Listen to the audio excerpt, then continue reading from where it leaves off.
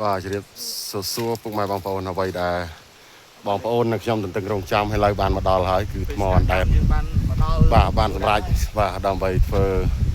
វីដេអូជូនពុកម៉ែបងប្អូនបាទហើយពុកម៉ែបងប្អូនមានឆ្ងល់ទេថាដុំថ្មប៉ប៉ិនណានៃប៉ប៉ិនជាអាឡាដាំងពុកម៉ែបងប្អូនហើយមើលជើងតម្រប៉ប៉ិនប៉ិនគេហៅថាប៉ប៉ិនដើមទៀនណាប៉ប៉ិនប៉ុន្តែយើងថាទៀនជាដែរវាប៉ប៉ិនត្រូវជាកផ្លូវទីពុកម៉ែបងប្អូនហើយឥឡូវយើងមើលមកជុំបាទបងប្អូនបាទយើងមើលមកជុំអស់គ្នា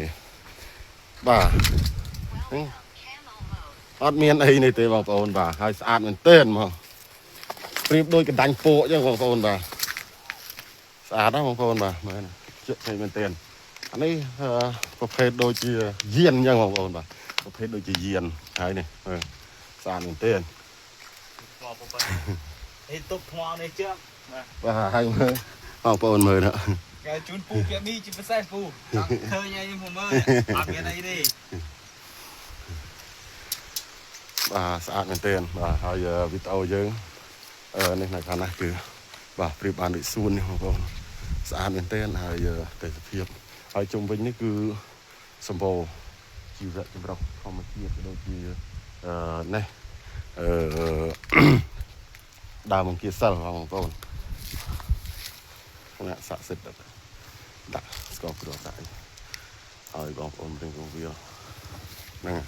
ហើយអរគុណមានតែប៉ុណ្្នឹងគឺគ្រប់ជូនពរពុកម៉ែបងប្អូនសុខភាពល្អនិងសំណាងល្អទាំងអស់គ្នាបាទ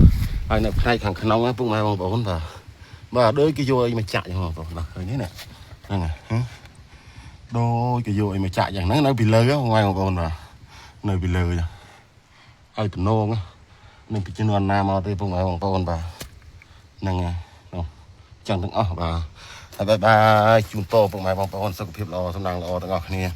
ក្នុងរដូវចិត្តឆ្លងឆ្នាំចាស់ផ្លាស់ចូលឆ្នាំថ្មីមានសេរីសុខសេរីជ័យមង្គលវិបុលសុខគ្រប់ទិវារាត្រីកំបីអខានឡើយបាទសូមអរគុណសូមជម្រាបលា